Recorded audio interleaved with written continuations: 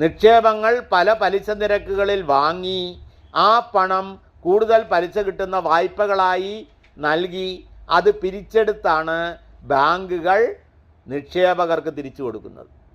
അപ്പോൾ നമ്മൾ ആ 3%, 5%, 7% പലിശയ്ക്ക് ആളുകളിൽ നിന്ന് പൈസ വാങ്ങിക്കുകയാണ് ബാങ്ക് ശരിക്ക്. അതെടുത്തിട്ടാണ് നിങ്ങൾക്ക് ലോണായി തരുന്നത്. അതിന് കൂടുതലായി വാങ്ങുന്ന പലിശയിൽ നിന്നാണ് ബാങ്ക് വാടക കൊടുക്കുന്നത്, ശമ്പളം കൊടുക്കുന്നത് എല്ലാം. മനസ്സിലായോ?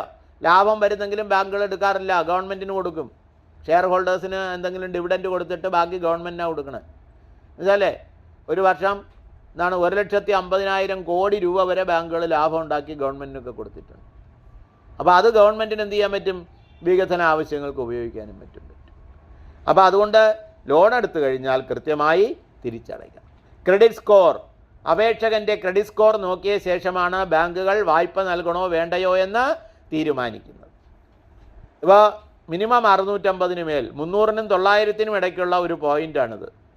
650 മേൽ സ്കോർ വേണം. ചില ബാങ്കുകൾ 700-നും മേലിൽ സ്കോർ ഉണ്ടെങ്കിലേ ലോൺ കൊടുക്കൂ.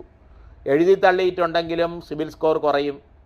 അപ്പോൾ അതുകൊണ്ട് അത് കൂടാതെ നിങ്ങളുടെ മറ്റ് റെക്കോർഡുകൾ, നിങ്ങളുടെ വരുമാനം എല്ലാം നോക്കിയിട്ട് ബാങ്കുകൾക്ക് ഒരു ക്രെഡിറ്റ് സ്കോർ കിട്ടും. അപ്പോൾ അതുകൊണ്ട് ക്രെഡിറ്റ് സ്കോർ സംരക്ഷിക്കുക എന്നുള്ളതാണ്. മറ്റൊന്ന് വായ്പകൾ. കാർഷിക മേഖലയിൽ വായ്പയുണ്ട്. Kisan credit card. ഇപ്പോൾ ഭൂമിയുണ്ട്, പശുവുണ്ട്, ആടുണ്ട്, കോഴിയുണ്ട്, അങ്ങനെയുള്ളവർക്ക് വേണമെങ്കിൽ ഇപ്പോൾ ബാങ്കിൽ നിന്ന് കിസാൻ ക്രെഡിറ്റ് കാർഡ് തരും. എന്താ തരുന്നത്? Kisan credit card. അപ്പോൾ നിങ്ങൾ പശു വളർത്തൽ, ആട് വളർത്തൽ, കോഴി വളർത്തൽ കാര്യം കർഷകരാണ് കേട്ടോ. അല്ലാതെ പച്ചക്കറി കൃഷി, മരിച്ചിനി കൃഷിയൊക്കെ ഉണ്ടെങ്കിൽ 25 സെൻറ്റെങ്കിലും മിനിമം ഉണ്ടെങ്കിൽ ബാങ്കിൽ പോയി ഒരു KCC തരും.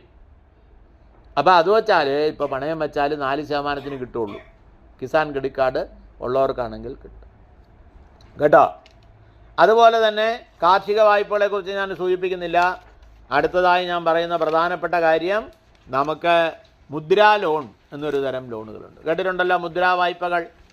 മുദ്രാ വായ്പകളെന്ന് പറഞ്ഞു കഴിഞ്ഞാൽ ഏതെങ്കിലും ഒരു ബിസിനസ് തുടങ്ങാൻ വേണ്ടിയിട്ട്. ഇത് കൂടാതെ ഇപ്പോൾ നമ്മൾ പഠിക്കുന്ന പ്രധാനമന്ത്രി എന്താണ്, വിശ്വകർമ്മ യോജന.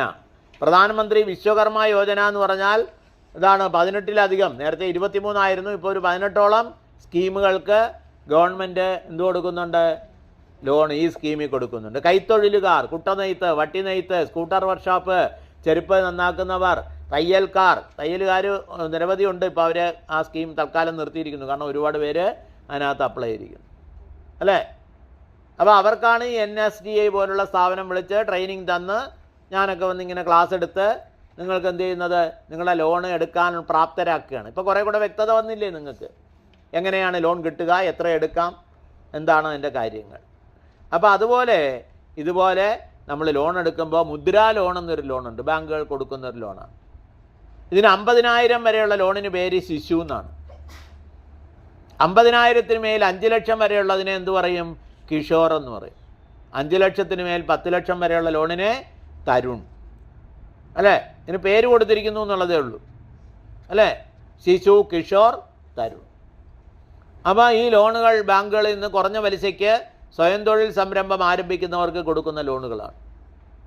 എന്താ? പെർമിറ്റ് എടുത്ത് ഓടുന്ന വണ്ടികൾ, ഉൽപ്പാദന സംരംഭങ്ങൾ, സേവന സംരംഭങ്ങൾ, സർവീസ് സെക്ടർ. തയ്യലൊക്കെ സർവീസായിട്ടും എടുക്കാം, മാനുഫാക്ചറിങ് ആയിട്ടും എടുക്കാം. നിങ്ങൾ 20 നൈറ്റ് തച്ച് കടകളിൽ കൊടുക്കുകയാണെങ്കിൽ അത് മാനുഫാക്ചറിങ് ആണ്. മനസ്സിലായോ? അതല്ല നിങ്ങൾ തയ്ക്കാൻ കൊണ്ടുവരുന്നവർക്ക് തച്ചു കൊടുക്കുന്നെങ്കിൽ അത് സർവീസായിട്ട് വേണമെങ്കിൽ സർവീസ് സെക്ടറായിട്ട് കണക്കാക്കാം. തുണിക്കച്ചവടം ചെയ്യുന്നെങ്കിൽ ട്രേഡിംഗ് എന്നും പറയാം. പ്രൊവിഷൻ സ്റ്റോർ, മെഡിക്കൽ സ്റ്റോർ, അതൊക്കെ ഫാൻസി സ്റ്റോർ. അതുപോലെ നിങ്ങൾക്ക് എന്താണ് ടെക്സ്റ്റൈൽസ് ആണ് എങ്കിൽ അതിനും ഈ മുദ്രാ ലോണുകൾ ഉണ്ട്. മനസ്സിലായോ? ഈ ലോണുകളിൽ 10 ലക്ഷം വരെ ഉള്ള ലോണുകൾക്ക് ഈടില്ല, വസ്തു ഈടൊന്നും കൊടുക്കണ്ട. നിങ്ങൾ തുടങ്ങുന്ന സംരംഭത്തിൻ്റെ തുടങ്ങുന്ന സംരംഭം ഉണ്ടല്ലോ, ആ സംരംഭം തന്നെയാണ് അവിടെ വാങ്ങുന്ന മെഷീനും അവിടെയുള്ള തുണിയും ഒക്കെ തന്നെയാണ് നിങ്ങളുടെ ഈടെന്ന് പറയുന്നത്, സ്റ്റോക്ക്. മനസ്സിലായോ? പ്രാഥമിക ഈട്. പ്രാഥമിക ഈടുമുണ്ട്, കൊളാട്രൽ സെക്യൂരിറ്റി ഉണ്ട്, അധിക ഈടുമുണ്ട്. വസ്തു ഈടൊക്കെ കൊടുക്കുന്നത് അധിക ഈടാണ് കേട്ടോ.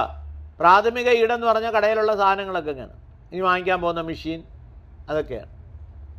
അപ്പോൾ അങ്ങനെ ഈടായിട്ട് നിങ്ങൾക്ക് ലോൺ തരുന്നു. പക്ഷേ എന്ത് ചെയ്യുന്നു? ഇതിന് ഈടില്ല എന്നല്ല, ക്രെഡിറ്റ് ഗ്യാരണ്ടി ട്രസ്റ്റ് എന്ന് പറയുന്ന ഒരു ട്രസ്റ്റ് ഈ ലോണിന് ഈട് നിൽക്കുന്നുണ്ട്. എന്താണ്?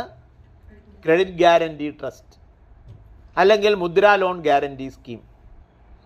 മുദ്രാ ലോൺ ഗ്യാരണ്ടി സ്കീം പ്രകാരം നിങ്ങൾ 3 ലക്ഷം രൂപയ്ക്ക് ലോൺ എടുക്കാൻ പോകുമ്പോൾ 1 ലക്ഷത്തിന് 1500, അതാണ് 3 ലക്ഷത്തിന് 4500 രൂപ ഗ്യാരണ്ടി ഫീ കൊടുക്കണം.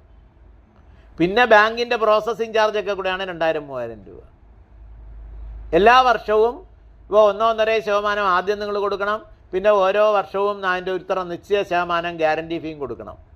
അപ്പോൾ ഈ ബാങ്കിന് ഈ ലോണിന് ക്രെഡിറ്റ് ഗ്യാരണ്ടി ട്രസ്റ്റിൻ്റെ ഗ്യാരണ്ടി ഉണ്ട്.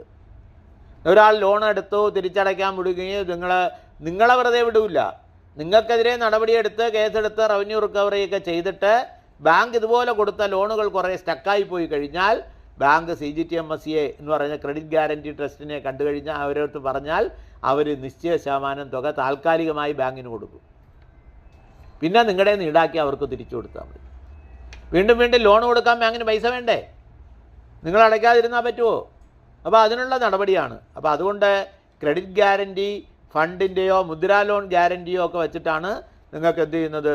ഇത്തരത്തിൽ ലോണുകൾ ഈടില്ലാതെ, വസ്തുവില്ലാതെ ഈടില്ലാതെ തരുന്നു.